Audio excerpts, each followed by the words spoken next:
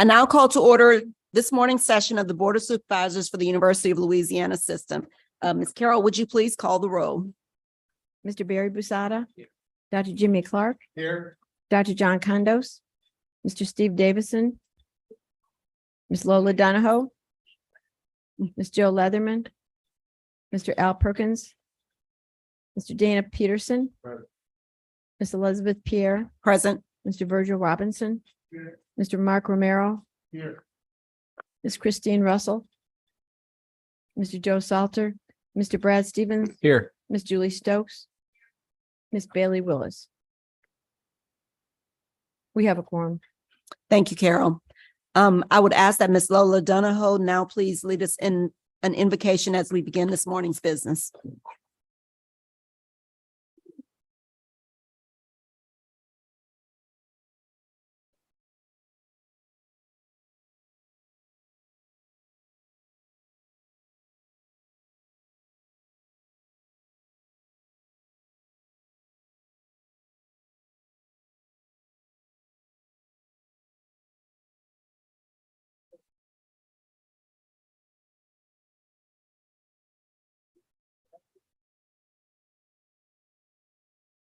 Amen. Thank you, Supervisor Donahoe. May I now please have a motion and a second to dispense with committee deliberations and to meet as a committee of the whole? Moved by Mr. Peterson, Second Stevens. second by Mr. Stevens. All those in favor indicate by saying aye. Any opposed, nay. Thank you.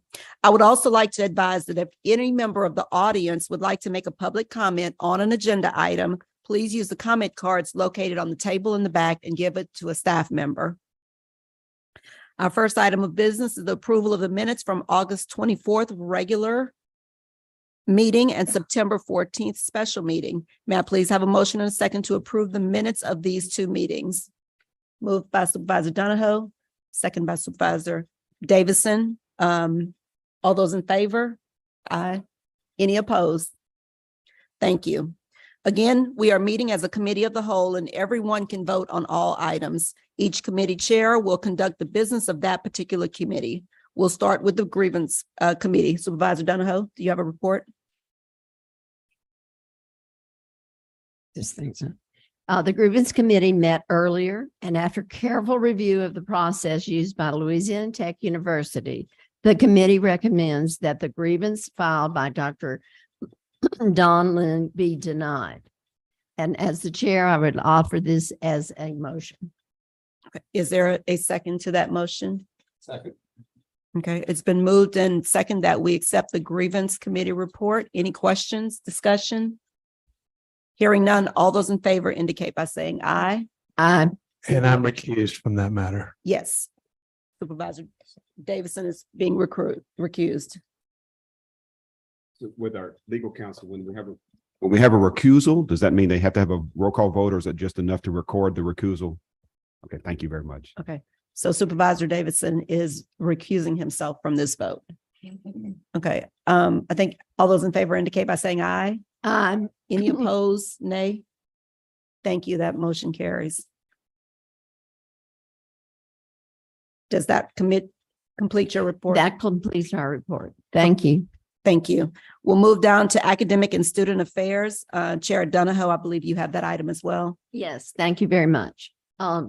Dr. Calais is going to present for us today.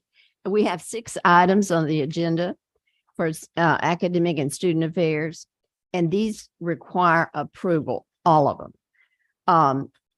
Dr. Calais, she's the Vice President of Student Services, and she will do the presentation for us. Thank you, Dr. Calais. Thank you, Ms. Donahoe. Good morning, board chair and board members. As Supervisor Donahoe said, we have 6 academic affairs items today. The first is a request from Grambling State University to award an honorary Doctor of Humane Letters to Mr. Eric Kelly at the fall 2023 commencement exercises. His contributions in the field of technology are extensive. Mr. Kelly is a high-performing senior executive with a 40-plus year track record of growing and turning around technology companies, ranging from pre-public startups to Fortune 100 organizations. He has served on boards of public companies trading on the US and Canada stock exchanges, private companies, universities, and foundations for the past 20 years. Of significant value in today's environment, Mr. Kelly is a thought leader in developing the culture of the companies and senior management in diversity, equity, and inclusion. Mr. Kelly is an excellent reflection of the work ethic that Grambling State promotes to its student body. The second agenda item is a request from Southeastern Louisiana University for approval of a proposal for a Master of Social Work program. The proposed MSW is designed to train students in clinical social work interventions and practices in working with individuals, families, groups, and communities in rural settings. The master's degree will allow social work professionals to gain knowledge and skills associated with the clinical practice of social work and is considered the terminal degree in the field. The program will be offered in two options. The first option is the advanced standing option, which is a one-year program for students who have earned a bachelor's degree in social work from a Council of Social Work Education accredited program within the past 5 years. The second option is the traditional option, which is a 2-year program for students who do not hold an undergraduate degree in social work. The proposed MSW program is designed to be a face-to-face program. The education to be provided in the proposed MSW program will allow graduates to become licensed professionals in the state of Louisiana and have a direct impact on improving the well-being of our citizens and society. Southeastern currently offers a Bachelor of Arts in Social Work and is positioned to include a master level social work program. The program's proposal has been reviewed by an external consultant in the field of social work and received a highly supportive review. The next agenda item is from University of Louisiana at Lafayette, requesting approval of their 2023-2028 strategic plan and revised vision and mission statement. ULL's 2023-2028 strategic plan is a result of the work led by ULL Strategic Planning Interdivisional Task Force. The new mission and vision statements in the University of Louisiana at Lafayette strategic plan affirms the institution's focus on academic excellence, student success, and student experience, stewardship, public impact research, and transformational community engagement. The new mission and vision and strategic plan will guide the university towards increased growth, service, and impact on the region, state, nation, and global communities. Next, we have a request from the University of Louisiana at Monroe for the approval of a memorandum of understanding with Star Home Place USA. The purpose of the agreement is to form a partnership that provides academic programming and community engagement activities through living laboratories and research facilities at STAR for students, faculty, and the community. The proposed MOU identifies an advisory committee to assist both parties in realizing the potential of the relationship, roles, responsibilities of STAR and the university. All efforts with this agreement will be coordinated with the Office of the Provost and Vice President for Academic Affairs at ULM. The fifth item is a University of New Orleans request for approval of a memorandum of understanding with St. Tammany Parish School Board District. The MOU addresses the district's workforce needs and provides opportunities for UNO teacher candidates to complete both pre-residency clinical experiences and year-long residency alongside expert mentor teachers with experiences aligned to a competency-based curriculum. Under the reciprocal district-based teacher education program agreement, St. Tammany Parish School Board District and School of Education fulfill individual and mutual obligations related to mentor teachers and residency programs. The proposed MOU requires both parties to recruit prospective future teachers and encourage joint research. Lastly, we have the University of Louisiana System's request to revise Board Rule Chapter 2 Students, Section 9, Admission to Graduate Study. If you recall, at the last Board of Supervisors meeting, the proposed revisions to this board rule were shared with you. UL system graduate deans collectively proposed several changes. At this time, I'd like to invite Dr. Mayor Farmer Kaiser, Dean of the Graduate School at UL Lafayette, to join me at the table to discuss the proposed changes and the justification for those changes.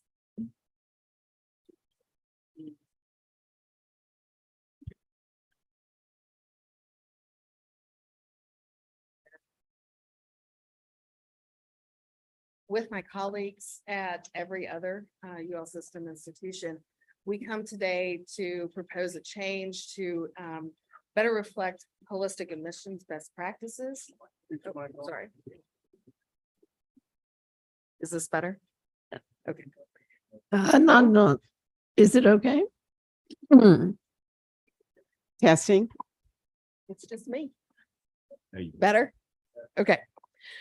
So with my colleagues at every other UL system institution with graduate education, we come together to request a revision to revise this admissions policies to better reflect holistic admissions practices and to prioritize accessibility and access to graduate education. There are several changes within the proposed policy. The first change simply is an update to reflect that the U.S. Department of Education has determined that colleges and universities are no longer distinguished by regional accreditation. So we're just simply asking to update the policy to reflect those changes. The more substantive changes come in the change 2 and change 3 that are requested, which have to do with the GPA calculations. Presently, the UL system policy requires that the GPA calculation be done on all to evaluate all undergraduate coursework ever attempted. So that requires that we request and get official transcripts for every institution that a prospective graduate student has ever attended. We're requesting to change that to provide multiple pathways to gain graduate admission. Certainly, that would still reflect an undergraduate GPA. But the reason we want to do this is because GPA is but one factor in holistic admissions, in assessing a student's potential for success in graduate education. We also recognize that more and more of our students are adult learners, and they're returning after many years of earning their bachelor's degree, often with significant relevant professional experience that warrants an institution's ability to consider unconditional admission for these students. I'm happy to go through in more detail if you have questions. The last addition is a request to establish an ineligibility section in this policy that would ensure that institutions are required to secure official transcripts from all colleges and universities where graduate coursework has been attempted. And then also to provide a pathway still for those individuals to be admitted, but only through an appeals process. Happy to answer any questions you might have. I do have one question. Will the students or the prospective students be required to at least give you the courses that they have attempted in whatever time of their course? So they would be required to submit official transcripts for the degree granting undergraduate institution. So anywhere that they've received a degree, we would expect that they would provide official transcripts so that we can evaluate the 120 hours that went towards that degree. And then for any graduate work, all transcripts would be required. Okay, thank you. Thank Can you, Dr. you- Farmer Kaiser. Oh. Supervisor Donahoe.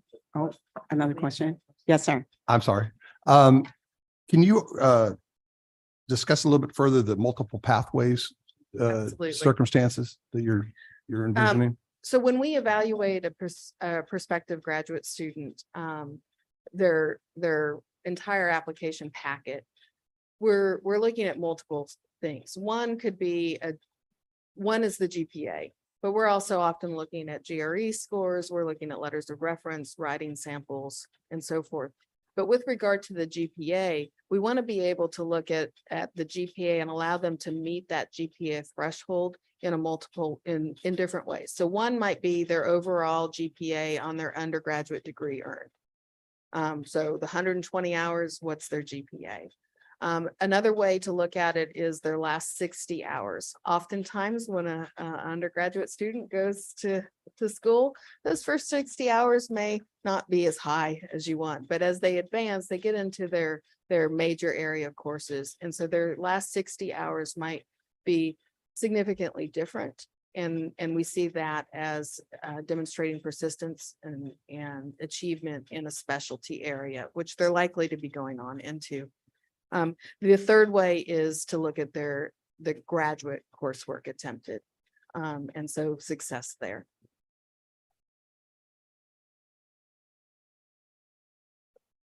Any other questions? Okay, Ms. Donahoe, that concludes my report. Thank you so much, Dr. You're Kelly.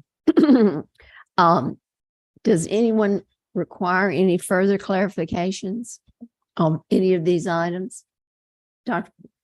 Clark? Yeah, I want to go back to just, Dr. College, to clarify, or remind me the procedure on item number 2, the proposing, the new program at Southeastern. Our recommendation then goes to the Board of Regents, and Yes, they have sir. to, I just wanted to be reminded what the procedure was. That is correct. Our recommendation, if approved, will go to the Board of Regents for their consideration at their next board meeting. Okay. And then the second question has to do with item 3, although not specifically item 3, more of a general statement.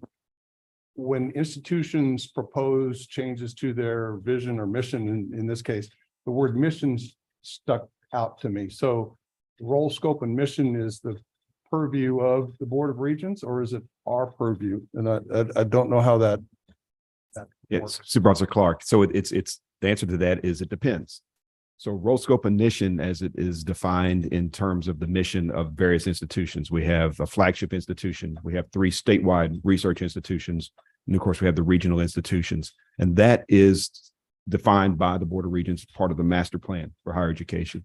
The missions that we're talking about are specific institutional missions that capture more of the direction of the institution, what its focus is, what its emphasis is. They still get reported to the Board of Regents. Certainly they get reported to SAC COC, but it's a little distinction in the use of the term mission. Helps me. Thank you. Yes. That was it. Thank you. I'm good. Any other further comments or questions? I'll need a motion to accept this report and items E1 through E6. So moved. It's been moved by Mr. Davidson, seconded by Mr. Robinson. And Carol, I think we'll have a roll call vote. Is that correct, or just I? Just I. Okay. If you approve this, please indicate by saying aye. Aye. Any opposed? All right, so these pass. Thank you so much, and thank you for coming in and testifying to us.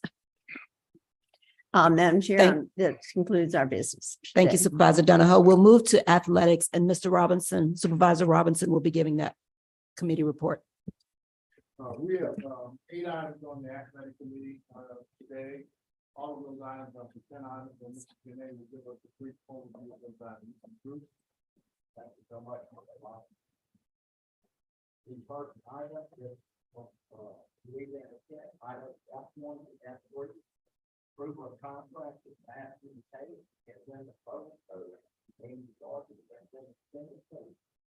Sorry, and Matthew Terry, head men's golf coach. Items F4 through F6 are from Southeastern. Contract with Ayla Gazzardo, head women's basketball coach. Jeremy White, head women's volleyball coach, and 2 contracts with assistant coaches for women's basketball. Ajay O'Shea and Reneka Robertson. F7 is from University of Louisiana Lafayette, requesting an amendment to the contract with their baseball coach, Matt Deggs. And finally, item F8, University of Louisiana at Monroe, a contract with Missy Bilderback, who's a head women's basketball coach. And these are all the items I have, Mr. Robinson. These items have been reviewed by staff and are recommended for approval. Of course, if any member has any questions, and if so, raise that now. Mr. Robinson, I need to be recused from items F1 through F3, being a board member of the Tech Foundation.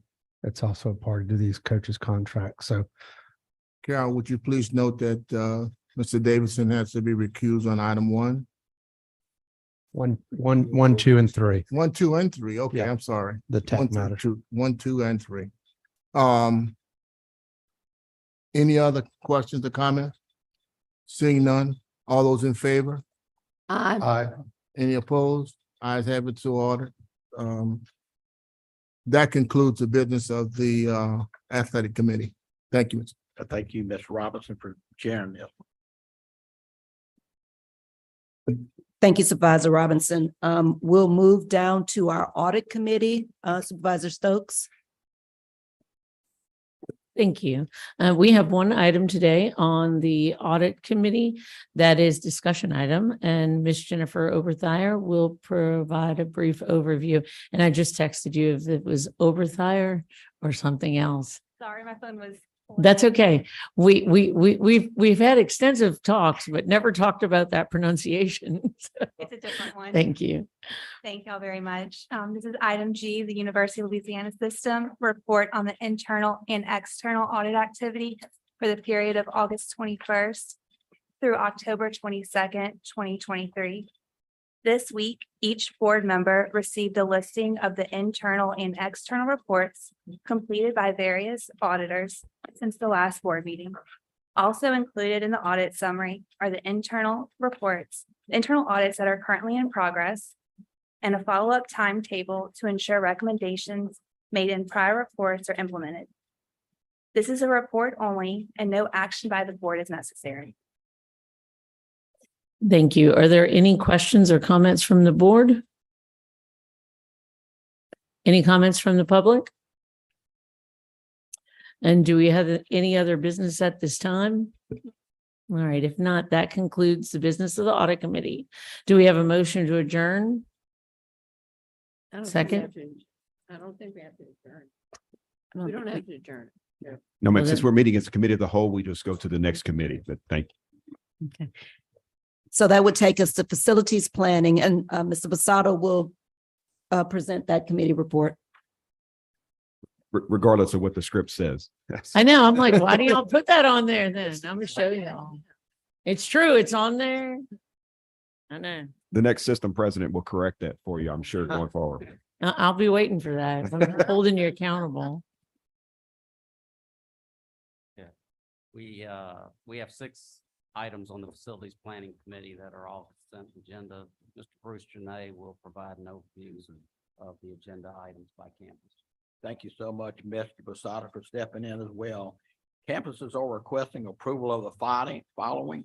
Item H1 for Grambling, to name the football field at Eddie G. Robinson Memorial Stadium, James Shack Harris and Doug Wiggins Field.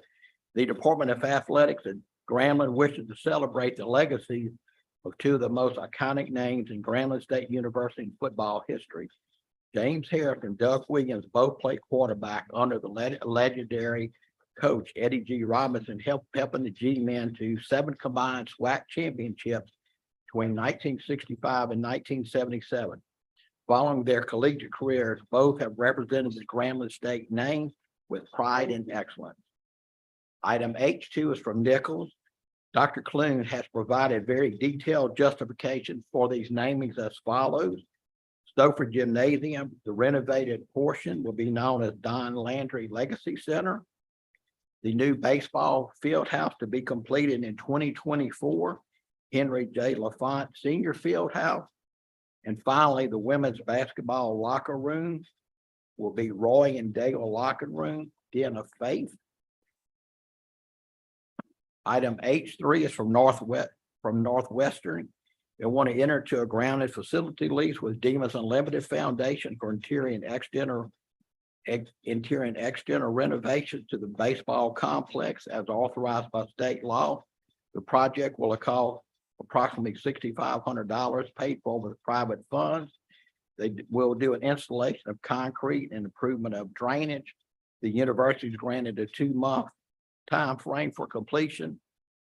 And At the end of that time, the foundation will execute a donation to the University of the completed project. Item H4, University of Louisiana at Lafayette. They want to name 501 St. Mary Boulevard and building the James D. Marcus Hall. This building was formerly known as the St. Francis Medical Office Building when it was owned and operated by Our Lady of Lourdes.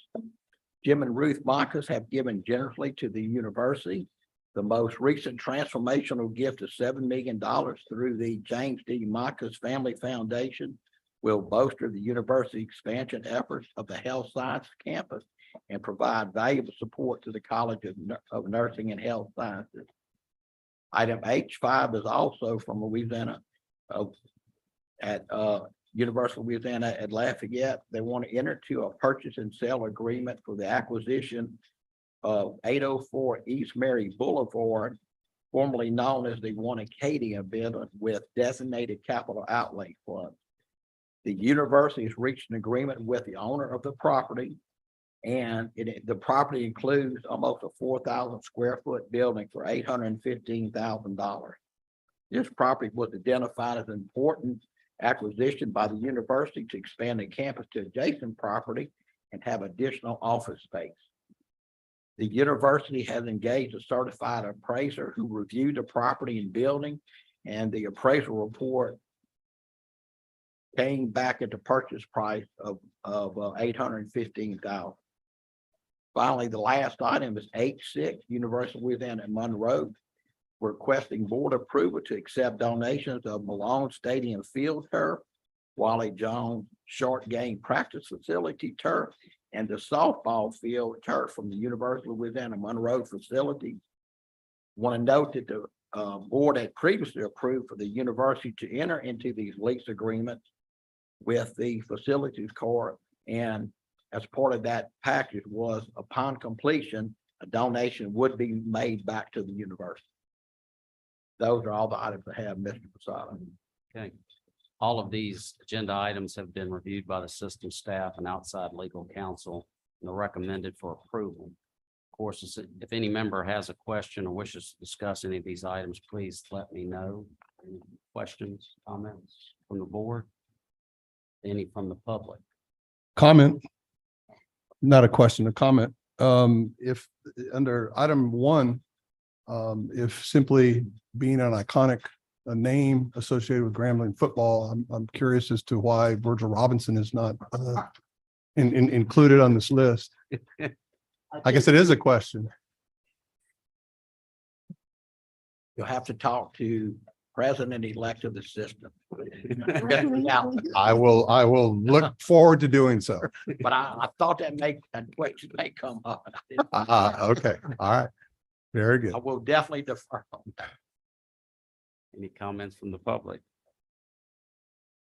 If no one requires further clarification of the agenda items, may I have a motion and second for approval of items H1 to H6? So moved. Second.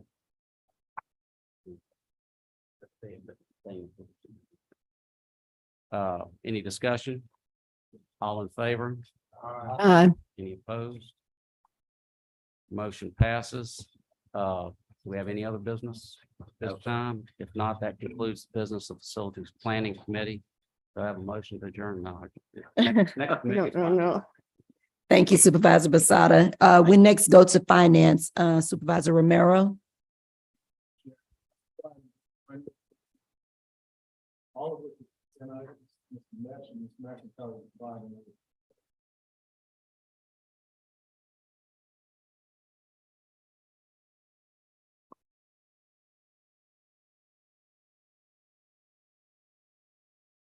Thank you, Mr. Romero. I-1 Louisiana Tech University's request for approval to update and extend affiliation agreement with Louisiana Tech Applied Research Corporation for an additional 3-year term. Louisiana Tech is requesting permission to update and extend its existing affiliation agreement with the Louisiana Tech Applied Research Corporation, LTARC. The agreement allows the LTARC, which is a separate 501c3 entity, to be a contracting arm for the university, especially for a classified contract. LTRC will also manage and operate the Louisiana Technical Research Institute, LTRI, in the National Cyber Research Park in Bossier City. LTRC will make the LTRI facility available for university personnel to perform services related to contracts and other university purposes. The existing affiliation agreement expires on December 1, 2023, but may be extended for an additional 3-year terms. I2, University of Louisiana System's request for acceptance of fiscal year 22-23 financial and compliance and federal award programs research representation letters for the University of Louisiana System, Nicholls State University, Northwestern State University, and University of New Orleans.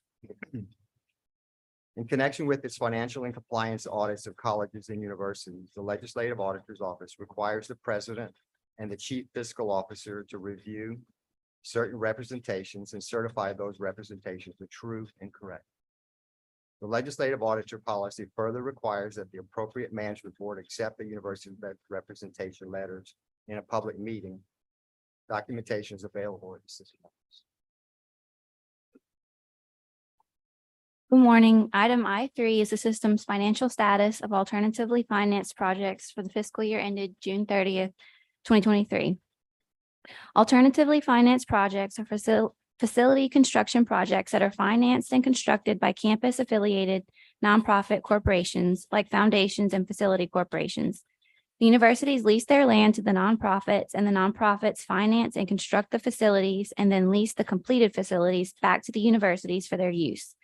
In many cases, the nonprofits will incur debt to finance these projects, and campus facility lease payments finance the bond payments. Semi-annually, campuses report the financial status of these projects to the system. Campuses report results of operations and debt coverage ratios of their projects. A debt coverage ratio of 1 would indicate that operations funded just enough to make debt payments with no excess funds. These projects are reported as either student housing projects or non-student housing projects.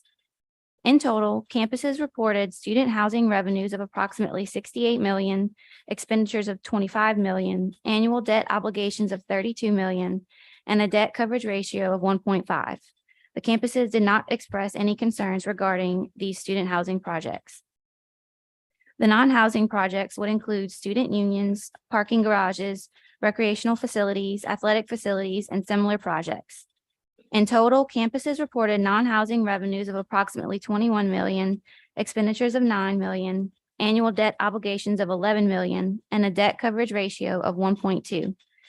The ULL parking project had a debt coverage ratio of 0.9. However, there are other sources of parking revenue that secure this project that were not included in this budget. If they had been included, the ratio would have been above 1. Campuses did not express any concern regarding their individual non-student housing projects. All certifications for these projects are available for review in the system office. If individual university reports are needed, they are available upon request. This is a report only and no action by the board is necessary.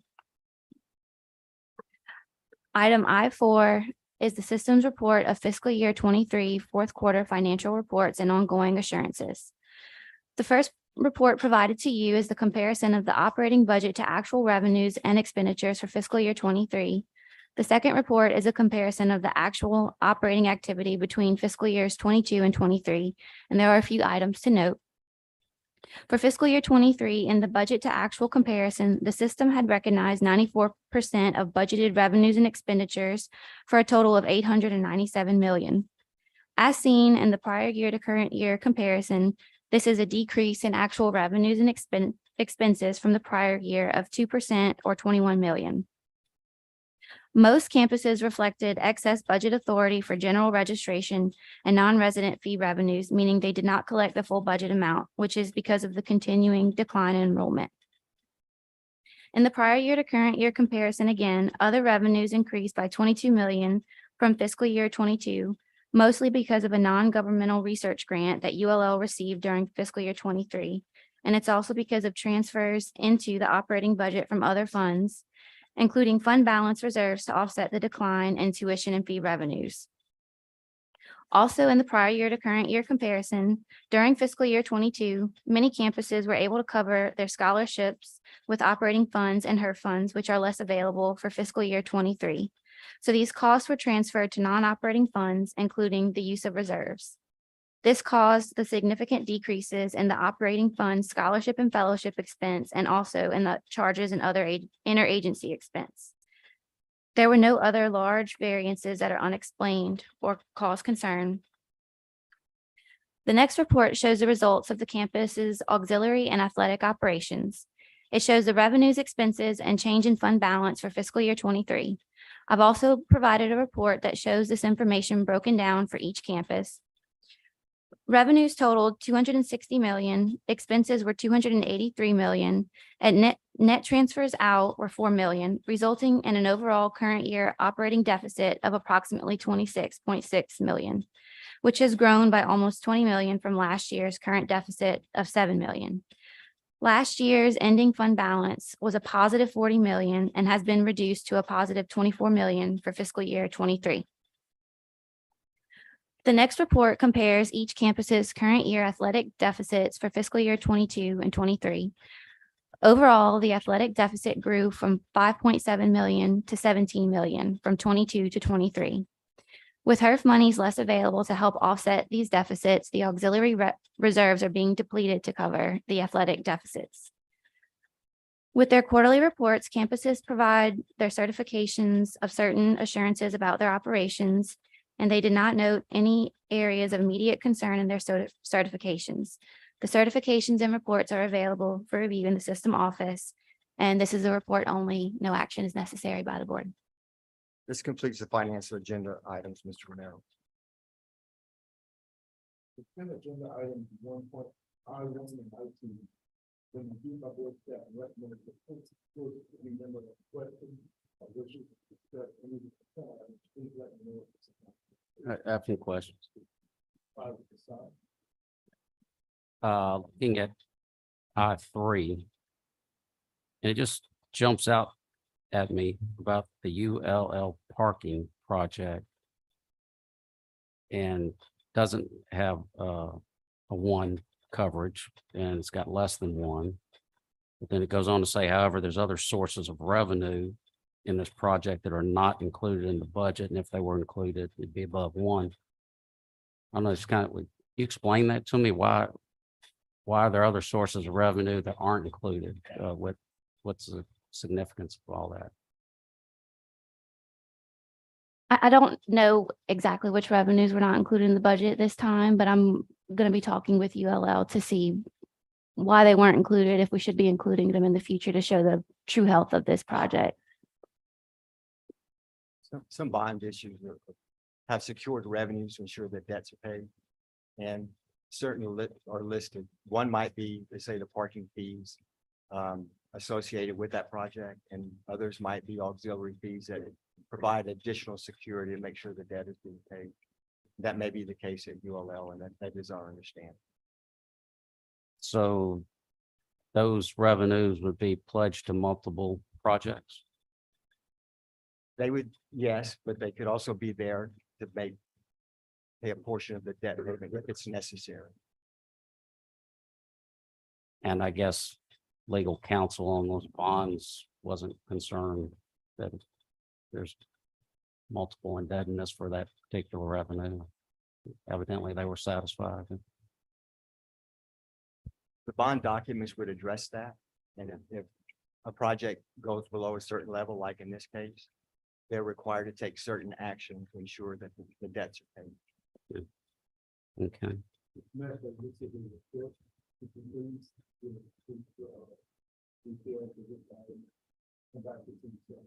Sure. Thank you. Do that. We appreciate that. I have another question on I4. Second bullet, we note, and it's really not a question for you, but there's a note of not meeting the budget because of continuing decline in enrollment. We seem to, it seems to come up almost every meeting in some aspect somewhere. And it's not unique to Louisiana by any means. And I know that there are some universities that are taking steps to address it. Some of them are having some luck, some of them aren't. Some of them, I'm not sure if they're doing anything different. I know the system has done some things, but can we get more aggressive on this and have get every university to submit a plan of how they're going to deal with this, what their strategy is, how they're going to attack it, maybe get together as a system and develop a plan, share best practices, because we do have some universities that are having some luck. What are they doing? What are they doing different? What's working? What doesn't work? Those kind of things. I mean, just basically just get more aggressive on this because it's real. It's not going away, and we need to get in front of it. Yeah. Supervisor Rosado, so we have seen, of course, a demographic shift that's occurring nationwide. We have, for the most part, had been immune to it for most of the 2010s up until 2020. Of course, with the pandemic, it exacerbated that. We lost probably at least 3 classes of students coming out of Louisiana high schools simply because of a degradation in ACT scores and academic performance.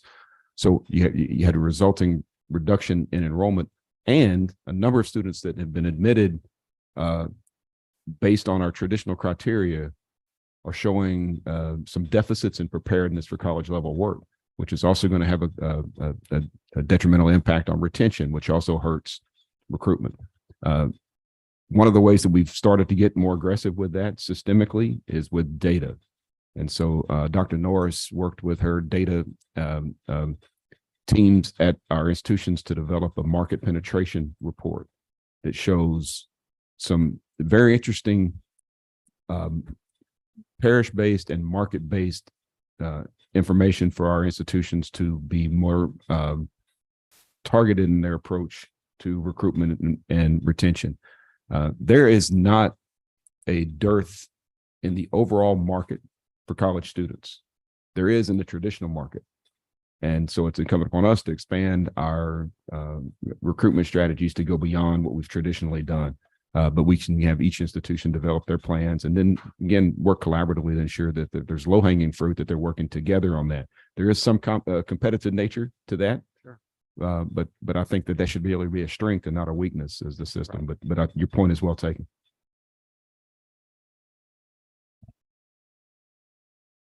If you could, let's bring some more expensive conversation around that. I would ask that we return that to some of the general. Yeah, I first of all, Supervisor Rosado, thank you for elevating the conversation again on enrollment. I think it's something that this board has, again, as you noted, periodically brought up, and it seems time and again. I would just simply note that all enrollment is not created equal. And I think that some of our reporting numbers are such that in the case of dual enrollment, it hides perhaps the true impact of what's happening on our budgets. And I think that we need to be very open and transparent about that, and understanding that even though what I call the Chamber of Commerce number of enrollment, so that people feel comfortable that they still have people engaging and so on, is not providing the same financial stability that we would expect or anticipate. And to that extent, when it comes to, item number 4 and the financial viability, I think as board members, we need to be really aware and kept up to date on the honest, true circumstances that our institutions are facing on an ongoing basis. How did fall enrollment numbers impact and affect, and not just in terms of headcount enrollment, but in terms of financial stability enrollment? Are there campuses that are currently expecting to have to make some decisions that would impact, faculty, programs, or other circumstances? And if so, we should probably be hearing about that or knowing about that on an ongoing basis. And I'm concerned. I don't know whether my concerns are realistic or not, but when I'm seeing in some places where we have, hundreds, perhaps thousands of dual enrollment numbers, It just raises a big flag for me. So Supervisor Clark, in terms of that, I think that a board development session would probably be in order around comparing SCH production to enrollment, revenue production per SCH, a number of things that Eddie and his team have been developing some metrics on that I think provide you a much more granular or much more realistic view of enrollment. You're exactly right. The Chamber of Commerce number, when it includes non-revenue producing students, can give you a sense of overall health of an institution that's completely devoid of reality. And I think that there's some other measures that can help the board without having to go and look at each institution's enrollment report. They can break that out for you in readily accessible data. And so we could spend an hour talking about that before the December meeting and do maybe a deep dive into the way to analyze enrollment, if that's helpful. That'd be fair. I would appreciate that. And I would just like to concur with Dr. Clark. I'm concerned about this dual enrollment being such a big part of all of our reports because it really does. It affects our universities and what the actual student population is that are paying. So I really want us to look into that dual enrollment piece. Certainly. I'm sorry, Madam, we're not asking for, I want to be clear though, on dual enrollment, we're not asking for it not to be reported, right? We're just saying in addition to dual enrollment. We're not saying- Right. I just want to make sure. Yeah. Yeah. That Dr. Peterson, I think you bring up a good, first of all, please Don't call me doctor. Well, I consider you one. You head up academic circumstances of major proportion. In no way do I want my comments, or do I think that the board would expect anything to be sounding like dual enrollment is not a good thing or an important thing. Absolutely not. I encourage our campuses to continue to engage in dual enrollment and encourage it and understand who is participating, who is not, how can we close gaps of underrepresented students who not. Let's track how our dual enrollment students do in subsequent engagements with post-secondary education. Are they coming to our institutions? Are they coming and taking advantage of those credits that they earned in high school, and so on and so forth? I think understanding dual enrollment is important, and I think we should continue to elevate it. It's the financial impact that I think we're masking, and I just want to be sure I'm clear on that. And Supervisor Clark, to that end, Dr. Norris had her data fellow from UL Lafayette in our office earlier this month. And we had exactly that conversation to develop that data. He is let's be colloquial. He is scary good with data systems. And I kept throwing different variables at him and said, well, yeah, I can do that. Yeah, I can do that. Yeah, I can do that. And so it wasn't the answers, it was whether we could come up with exactly the right questions. But the ones you just asked are what he is actually developing a report on. I think it's going to provide you some very actionable information very quickly. Excellent. Dr. Norris, I'm not overstating that, am I? Thank you. Good. Well, I look forward to the professional development that we will receive and the transparency that we'll understand about the financial viability of what's happening. Yes. Any questions, comments from the public? Hearing none, we have a motion. A second for approval of items I1 and I2. So moved. Second, Stevens. Second, by Stevens. Any other questions or discussion? All in favor, please say aye. Aye. Opposed? Motion carries. Let's go over this, come before the committee, personnel committees. Okay, thank you. Chair Peterson will go over the items on the Personnel Committee agenda. Thank you, Madam Chair. We have two items on the Personnel Committee agenda that's being presented on the consent agenda. Ms. Keisha Neal will walk us through those items. Thank you, Mr. Peterson. Good morning, Chair Pierre, Dr. Henderson, and board members. Item J1, Louisiana Tech University's request for approval to appoint Dr. Sumet Dua as Executive Director of Research effective October 1st, 2023. J2, University of Louisiana at Monroe's request for approval to appoint Dr. Wendy Bales as Interim Dean of the College of Health Sciences effective July 1st, 2023. Mr. Peterson, that concludes the items to be considered today. Thank you. Both of these items have been recommended for approval from the board. Are there any questions? Board members? Mr. Chair, if I could, just a comment.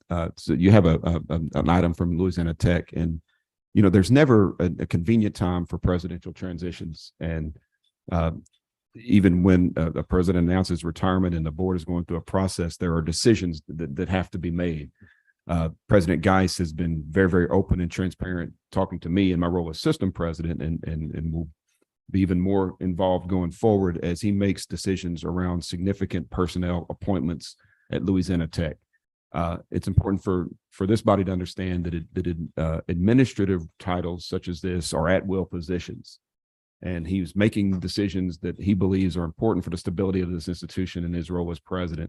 And certainly as we have these conversations with individuals, we talk about the nature of these positions and how there will be an evaluative process going forward as these teams. But I just wanted to thank Dr. Geis for his transparency and engaging these conversations. Dr. Dua and I have talked about this as well, and appreciate his leadership, appreciate the decision, and we'll be going forward with our assessment at the institution in the coming months. Thank you, Dr. Henderson, for that background. Yes, sir. Are there any comments from the public? If not, may I have a motion for approval? So moved by Mr. Posada, Second, Stevens. seconded by Mr. Stevens. All in favor, say aye. Aye. Any opposed? Ms. Keisha Neal, would you like to invite Dr. Dua up? Yes, sir. Ms. Bales is not here, correct? Is Wendy here? Thank you, members of the board. I want to provide a little bit of context to Dr. Sumit Dua. I first met him in 2001, right here in Baton Rouge at LSU, where he was a computer science PhD student, presenting a paper on bioinformatics. And Governor Foster had just approved an IT initiative where institutions receive some funding to grow and support information technology development in the state. We used some of that revenue to make an offer to bring Dr. Sumit Dua to Louisiana Tech University. Since then, he's held many positions on our campus, including program chair, academic director, associate dean for research, executive associate dean for research at the university level. But he has had a remarkable impact on our campus and beyond. During the COVID spreading across the nation, because of the relationships that we had with the Air Force and others, Dr. Dua went to 59 bases around the country to gather data on COVID spread modeling, and was giving feedback to the generals and officers there every day so they could decide whether or not they were going to continue operations in the same way. And there are many other examples of the kind of work that he does each and every day to support the Department of Defense. You just approved the extension of our Louisiana Tech Applied Research Corporation, and Sumit helped pull all of that together following the model that Georgia Tech and Wright State and other universities had put together to allow us to work in defense-related projects and to carry on work at highly sensitive levels. And so it's a special talent that we have. I think it's great that we can keep these people in Louisiana, and those kind of programs are important to us. And I wanted to acknowledge that, and also to use that as an introduction to Dr. Sumit Dua. He has 70 research publications. He's been on extensive research panels all across the nation, and is a great mentor for so many of our people on our campus. Dr. Dua. Thank you, Dr. Geis. Thank you, Dr. Geis. Members of the board, Madam Chair, President Henderson, I stand here humbled and grateful for the opportunity to be considered for the Executive Vice President of Research for Louisiana Tech University is an honor. It's a testament to the journey that I've had in academia and leadership over the last 2 decades at Louisiana Tech. I was born in New Delhi, India. My mother was an state awarded elementary school teacher, my father an engineer. And I was raised in an environment where the confluence of disciplines and service and education was a must, was something that was encouraged. my mother never took a promotion in her life. She wanted to serve the underprivileged population that she was so deeply engaged with. My father was trained as an electrical engineer, but he ended up leading the mechanical engineering division for over a decade for the largest hospital in India, government sponsored hospital. So I've been raised with values of passion, commitment, discipline, and those have been my guiding thought over the years. Having worked with Dr. Geis over the years, it's been a privilege. His passion, his vision, his commitment has left an impeccable mark on Louisiana Tech University and also on my career. So thank you, Dr. Geis, for your time. For the last 21 years, Ruston has been my home. We raised our two kids there. My wife is a professor of health information management and informatics. She's the director of our health informatics program. She is advising students as we speak, so she couldn't be here. And she's my chief advisor and the chief of staff at home as well, and a chief critic, so to speak. And interdisciplinary education, interdisciplinary collaboration has been very close to me. You know, I've been privileged to lead our cyber collaborations on the I-20 corridor. We have been able to establish a preeminent national security research institute in North Louisiana, which is supporting Air Force Global Strike Command and other Air Force entities around the nation. And then I've been so blessed to having worked with very talented faculty, incredible talent on our campus, excellent students who want to engage, who want to be part of research, applied research, basic research, and that's been a pleasure. And a variety of stakeholders who have a vested interest in looking at Louisiana Tech and making Louisiana Tech successful or what it can become. I think our best days are ahead of us. We have a great leadership team, and it's been an honor again to be considered for this role. I look forward to serving Louisiana Tech in the near future and beyond. Thank you, Dr. Dua, for your work and your commitment, and congratulations on your appointment. Thank you, Dr. Geis, for your service. Madam Chair, I think that concludes our business on the Personnel Committee agenda. Okay, thank you, Supervisor Peterson. I think that completes all of our committee reports. And at this time, we'll move down to our system president report. And I'd just like to take this opportunity to thank Dr. Geis for your service to Louisiana Tech and to our system. We really appreciate that. And also to take this opportunity to congratulate Dr. Henderson on your new upcoming position at Louisiana Tech University. We certainly appreciate your leadership here on the Board of Supervisors. Thank you, Madam Chair. I appreciate that. You're welcome. So at this time, would you please give your report? Yes, ma'am. So board members were emailed personnel actions for review. The staff has reviewed all of these requests and recommends approval. We'll need a motion and a second, Chair Pierre. May I have a motion, please? So moved, Stevens. Moved by Mr. Stevens, Second, Davison. second by Mr. Davison. Any questions? All in favor indicate by saying aye. Aye. Any opposed, nay. Thank you. That motion carries. Okay. Members, in front of you this morning is a copy of your new Reginald F. Lewis Scholars Annual Report. In it, you'll find stories that will secure your confidence in this program. We have an audacious fundraising goal of $20 million to endow the program, and we will accept checks and Venmo. Dr. Norris has additional copies of the annual report that she'd be happy to share with you so you can pass along to your network as we work together to fund this impactful program. Next week, we will be in Hammond for our second annual Title IX Summit. Dr. Erica Calais will join us now to talk about that, as well as the system's mental health funding. And as she comes to the table, I have to just make a comment. And one of the great joys in leadership is to watch colleagues grow, develop, advance, and just shine when you pull the cover back. And I know nobody that represents that, embodies that more than Dr. Erica Calais. These last 7 years to work with her, I have put additional tasks on her almost on a monthly basis, and she's never shied away. Today, she went over the academic affairs items as if she had worked in academic affairs for an entire career. And we have a lot to be proud of in this system. And sometimes it's about an individual. In this case, it's Dr. Calais, and I just want to thank her personally for her work. So now you can talk about mental health. Yes, sir. Thank you for that. I appreciate it. You almost made me cry. Okay, I'll get myself together here. I really appreciate you, Dr. Henderson.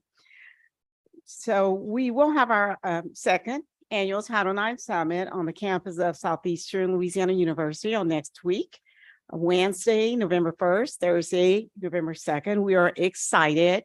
We have approximately 150 registrants, and it will be a well-rounded slate of presentations and training sessions for our campus stakeholders. Day one will start with the Lunch and Learn training. It will be a trauma response training provided by Monica Taylor with the Attorney General's office.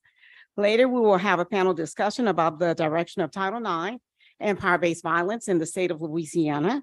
We're excited that Senator Regina Barrow has accepted our invitation to be a part of that panel discussion. Additionally, our breakout sessions will cover a wide range of topics such as supporting the academic success of pregnant and parenting students, exploring the intersection between alcohol and sexual assault, and Title IX in collegiate athletics. A special thanks to Dr. Wainwright for hosting at Southeastern. Special thanks to DeQueer, Clark, and Adams for being one of our sponsors. Regarding mental health funding, we will be receiving mental health funding. I'm hearing now that it will be dispersed to our campuses on November 1st, which is right around the corner.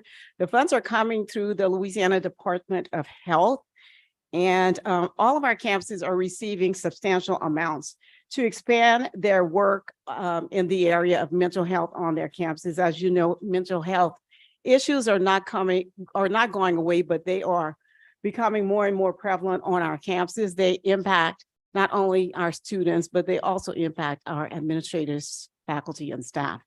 So with these funds, our campuses have come up with some creative ways to use the funds in the short period of time that they have.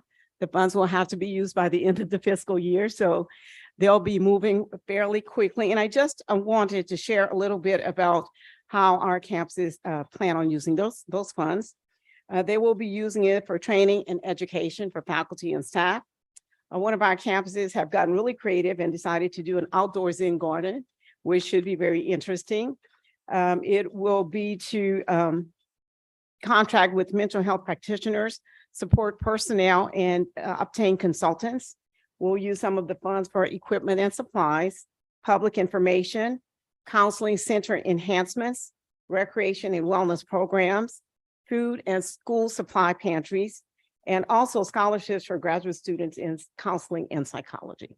So we are definitely appreciative of the funds as it will enhance the areas of mental health on our campuses. Please let me know if you're interested in more detailed information. Thank you, Dr. Henderson. That concludes my reports. Thank you, Dr. Calais. Members, today we're opening our request for proposals for the 2024 For Our Future Conference. Next year's conference will take place February 25th through 27th in New Orleans. Speaking of New Orleans, I want to welcome President-elect and next week President of University of New Orleans, Kathy Johnson. Thank you for joining us, Kathy. She got to attend her first President's Council meeting today. I will tell you that the average intellect around the couch was raised 50% just by your presence. And then Joe came in, so that was, we'll leave that there. But Kathy, welcome, and we're glad to have you here. The conference will focus on several important aspects of our operations with an emphasis on growth, fiscal health, technology, and inclusion. A new feature of the conference is a women's leadership pre-conference.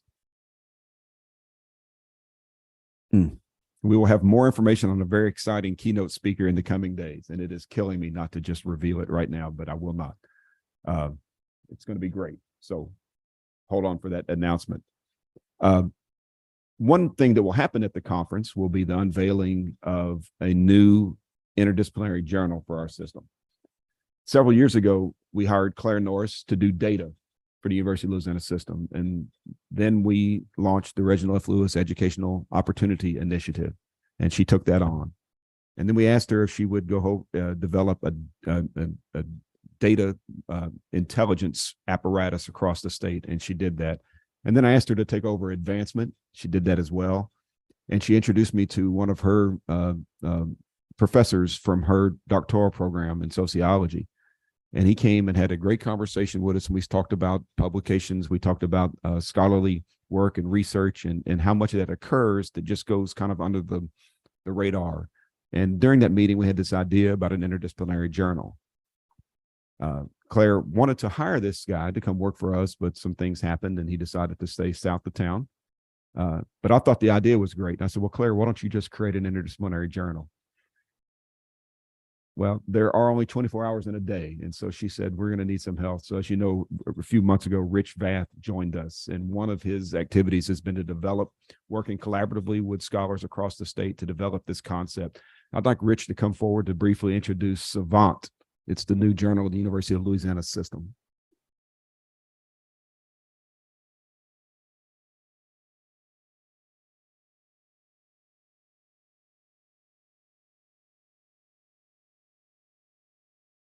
Thank you, Dr. Henderson, Madam Chair, board members. It's my privilege and pleasure to be here today. We are, as Dr. Henderson said, we are delighted to be launching a brand new interdisciplinary open source academic journal that will be the product of and the possession of and special resource of the entire University of Louisiana system. We are calling this new journal Savant to honor the French culture that we have in Louisiana, that's scholar or scholarly in French. In response to the evolving landscape of academia and the blurring of traditional disciplinary boundaries, as well as to leverage the diverse scholarship that we see across our 9 institutions, we are thinking about this new journal really as a way to tell the story of scholarship, first featuring the broad, creative, provocative, interdisciplinary work that occurs within and across Louisiana and the greater Gulf South. But over time, we will intentionally expand this audience of readers and authors across an international academic footprint.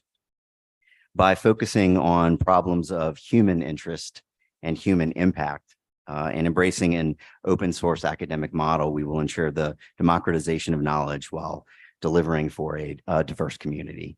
Over the coming year, we are assembling a group of academicians, librarians, and other experts from, again, across all 9 institutions. We are building an advisory panel to develop this program and this work. And we're super excited about the opportunity to create new opportunities for our graduate students, for our faculty, and for our larger members of the community to share the very creative and diverse scholarly work that they engage in across the institutions. Thank you for this opportunity to share this news today.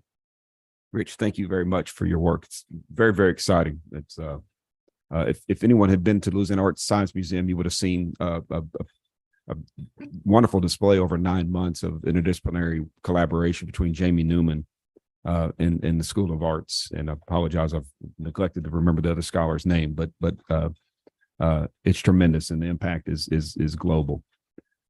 Members, item K3 is a recommendation to award the title of President Emeritus of Southeastern Louisiana University to Dr. John Crane, who has graced us with his presence.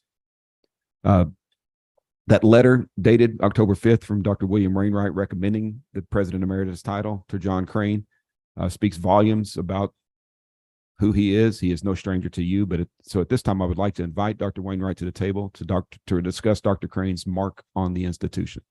William.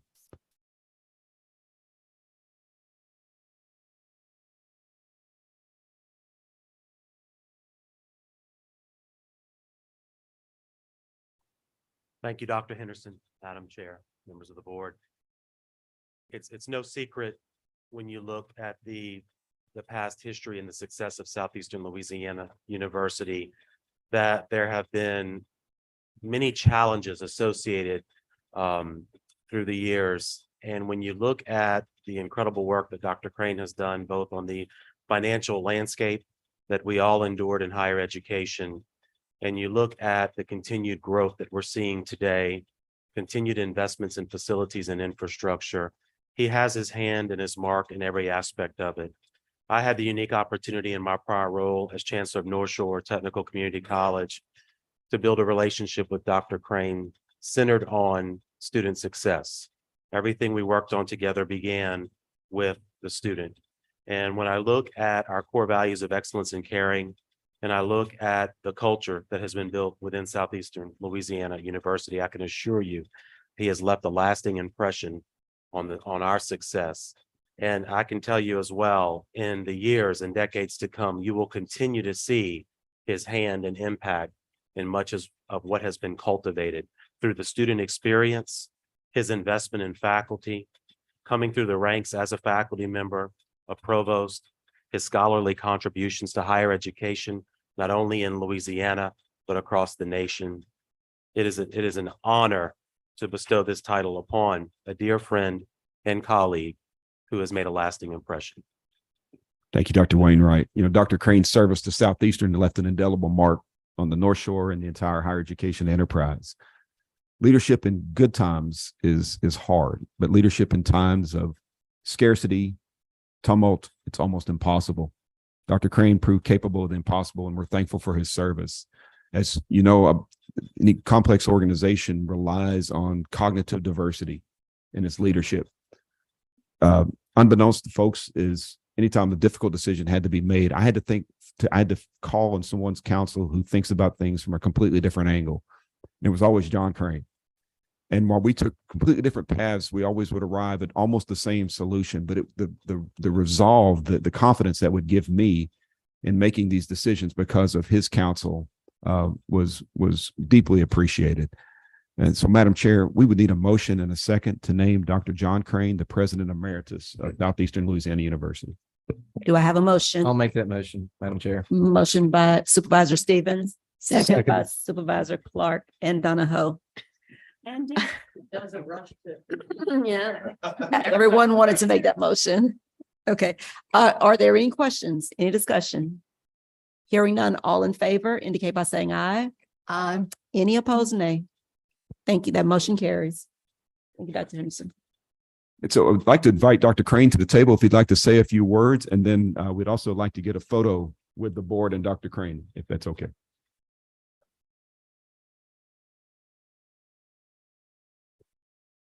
He looks remarkably well rested. You know, I had a very vivid dream last night. And I do believe that you should look at dreams for lessons about, you know, what's going on in your life. And so I dreamed that I was teaching a class, and I went to the class to give an exam and had forgotten to photocopy the exams. Which I think is probably a recurring dream for people who have spent many years in the classroom. So I took two things away from that dream. One was that I guess I will always be a teacher at heart. And the second thing I took away from that dream was that I think I must be getting old because I don't think they photocopy very many exams anymore. So I spent many years in the classroom, and I spent 22 years in the university's administration, first as provost and then as president, either interim president or president for the last 50. And I've been very blessed over my life in many different ways. And certainly in those 22 years as an administrator, I was blessed with wonderful faculty and staff and great students, a wonderful management leadership team, in many other ways, very supportive system staff, very supportive and helpful system presidents, including this one. But throughout that entire period, I was also very blessed to have a very supportive board and supportive board members. And I don't think any of you were members of this board when I was selected president at Southeastern almost 15 years ago. But at that time, and then all during the 15 years I served, I have truly been blessed by very supportive board members, many personal interactions. During some of those difficult times that Dr. Henderson mentioned, I would hear from board members and hear their support, and then the support of this board. And so I appreciate very much the recognition today. I would ask of you that you continue to support these presidents, because these jobs are always complicated and frequently difficult. And that has certainly been the case in the last few years, and I don't see that trajectory changing anytime soon. And the value that you bring as a board member to be supportive for them, and as a board, I would just encourage you to continue to support these presidents. Thank you very much. Thank you.